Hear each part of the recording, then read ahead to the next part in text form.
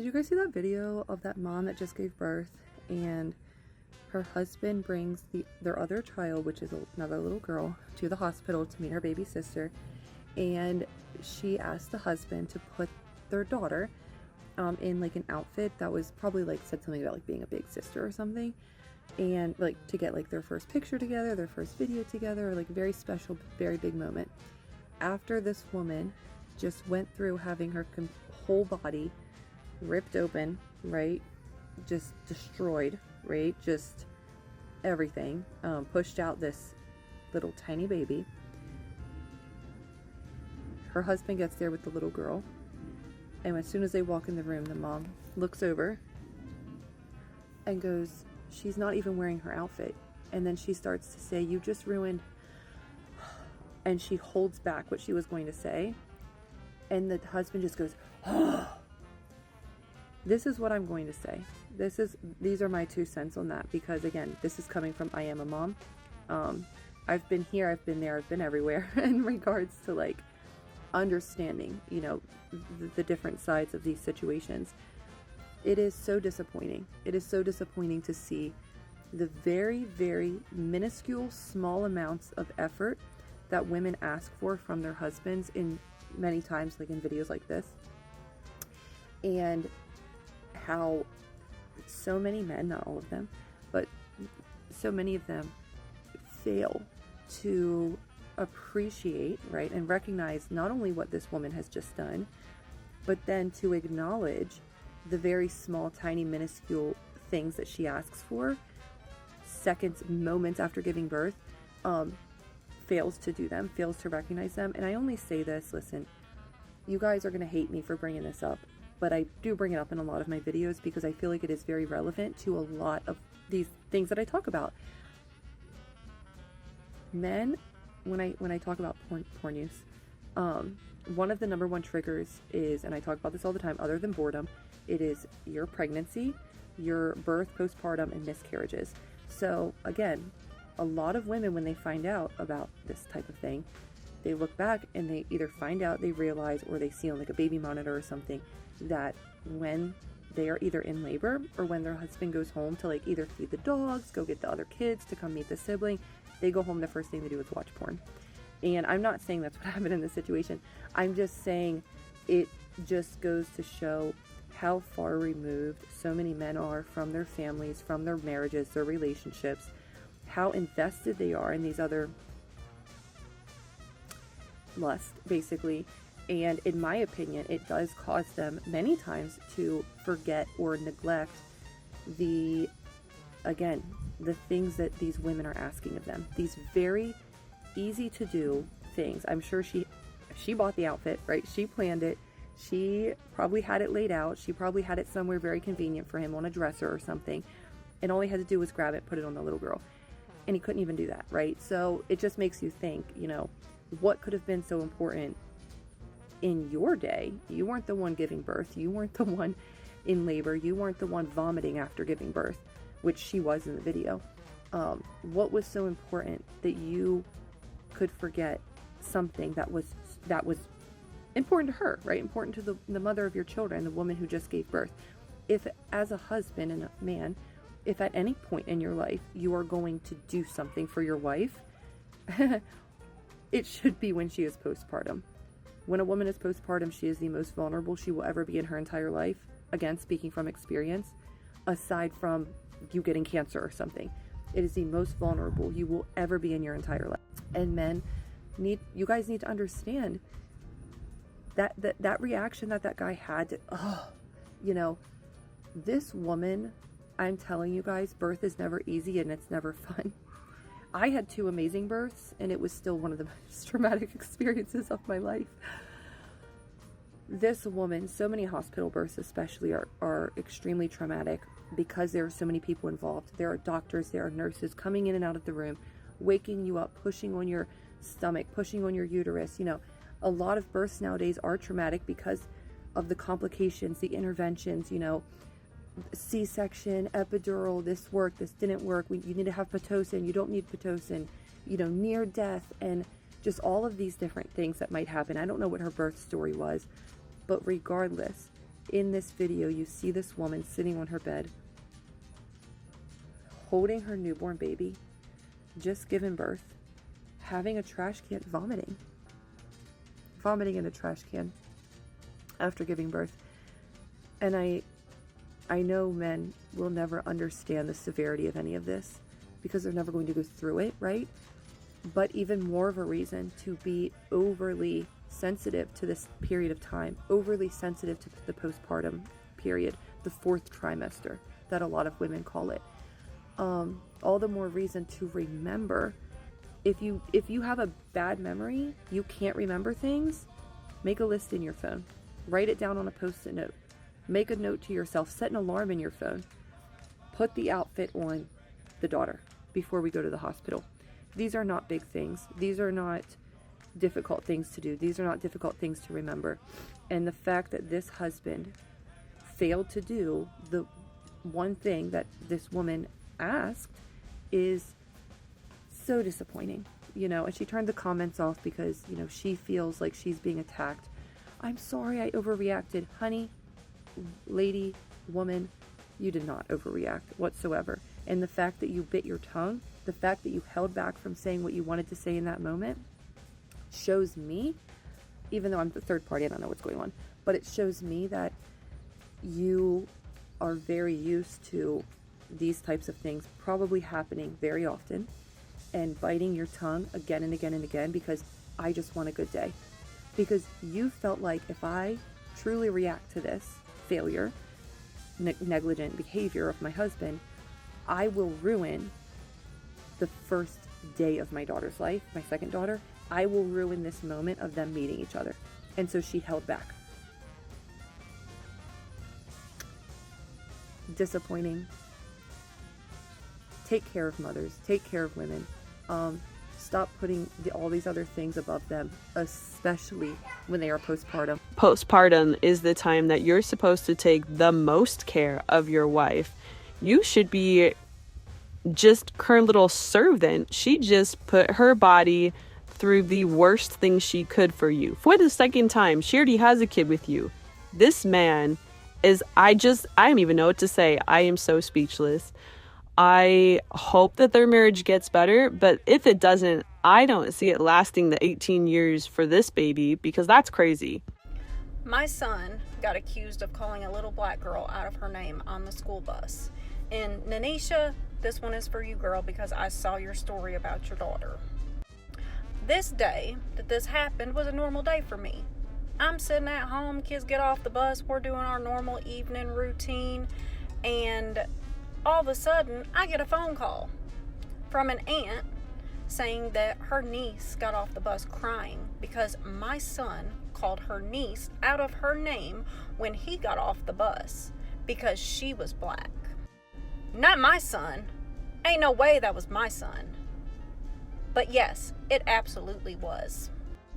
I called him in the room with this woman on speakerphone, and I said, "What did you say to that little girl when you got off the school bus?" His face, immediate guilt.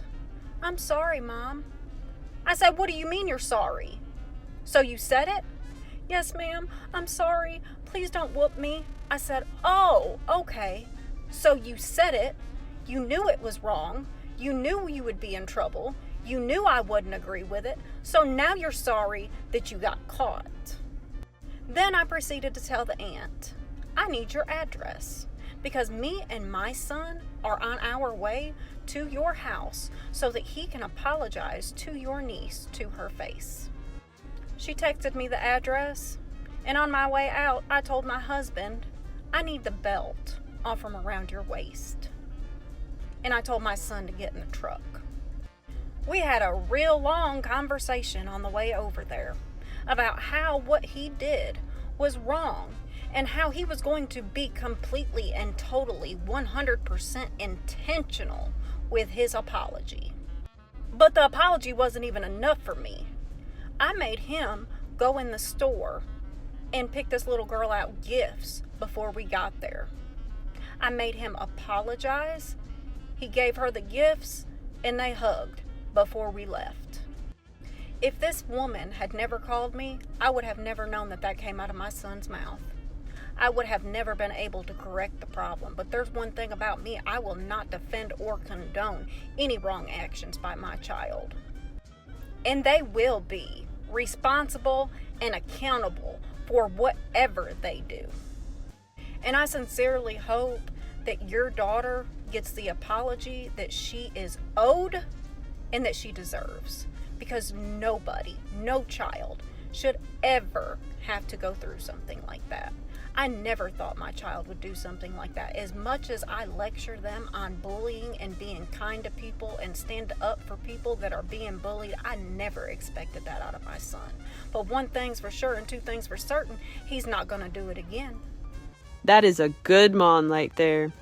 We need more moms to act like this, because some of these kids today are acting like way too much, and they are given way too much permission to act like little heathens. So everyone should look up to this mom and how she prioritizes respect, because sometimes you don't know what your kids are saying. You're not with them all the time. So I agree with this mother. What do you think? Okay, let's talk about it. I am limited in the information that I can give. I am limited in the things that I can say on social media. But one thing I will not do is be quiet. And if you don't hear me say anything else, you need to hear that, because I will not under any circumstance be quiet. So, with that being said, this is not a he said, she said situation. Did you hear that? Do I need to repeat it? Okay. This is not a he said, she said situation. This is a baby. A 9-year-old. I didn't mean to clap at you. I did, but I need to calm down. This is a 9-year-old baby who trusted a grown man.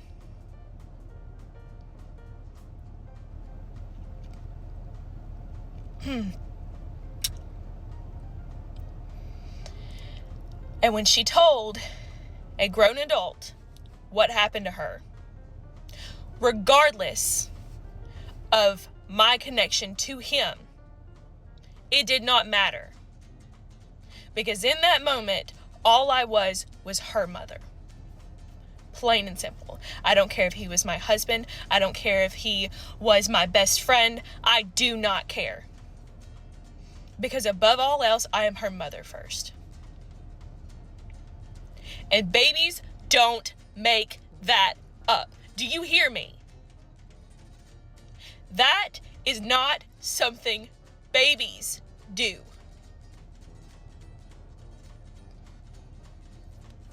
This is not a he said, she said situation. This is a situation that was presented to the police, that was investigated thoroughly for months. For months, I had to shut my mouth and not say anything until it was over. And it's not over. But until I was told that I could say anything, I couldn't say anything. Regardless of what you said about me or my child, I had to shut up. I don't have to shut up anymore. It was investigated. It was taken to a DA. It was taken before a grand jury.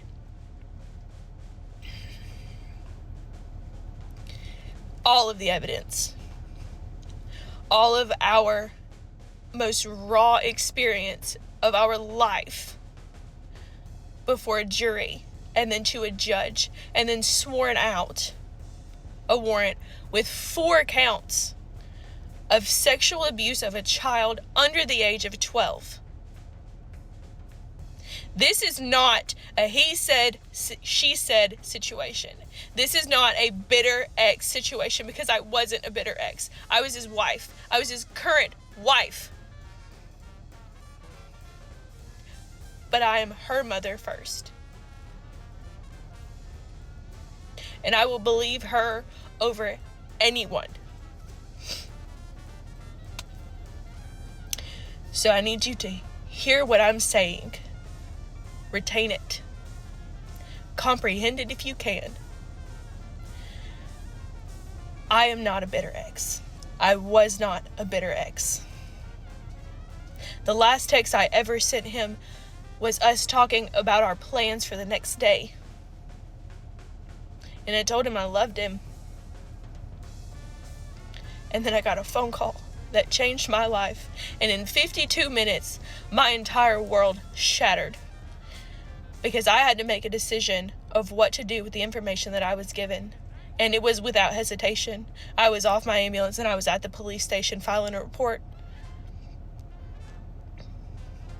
And when I can, I will give you all the information. I will give you the proof, the screenshots, everything. I will give it all to you. And you can eat every one of the most god-awful, ignorant things that you've said. Because I'm sure at some point in your life, you've said, oh, well, if it was my kid, if someone touched my kid, I'd kill them. Would you? Would you? Or would you look them dead in the face and call them a liar like you're expecting me to do? Because that's what you want, right? You want me to call a baby a liar because you can't change your view of someone that you've known since you were 11? I promise it sucks. It sucks to have your entire view of someone shattered, to find out that they're a monster. It sucks. It is life-altering. But can you imagine the pain that she lives in? Can you imagine the sacrifices that she has made at the expense of herself to make sure that no one else's baby gets hurt? How does it feel to know that a 10-year-old has more integrity than you do? How does that feel? Can you just sit there for 1 second and imagine, just imagine, your baby telling you that kind of information, and your first instinct is to call them a liar and to tell them they made it up. Okay?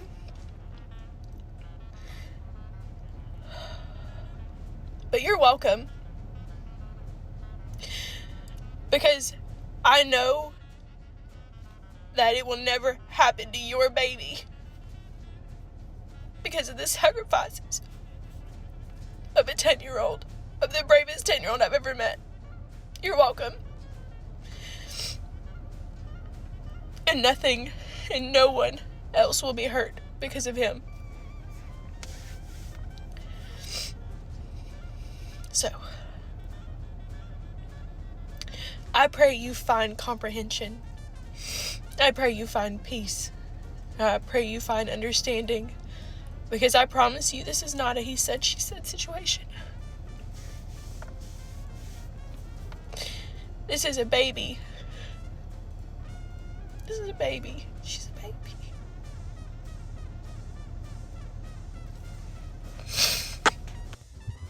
This was really hard to watch. I can't imagine what this mother is going through, let alone what her baby will have to live with for the rest of her life.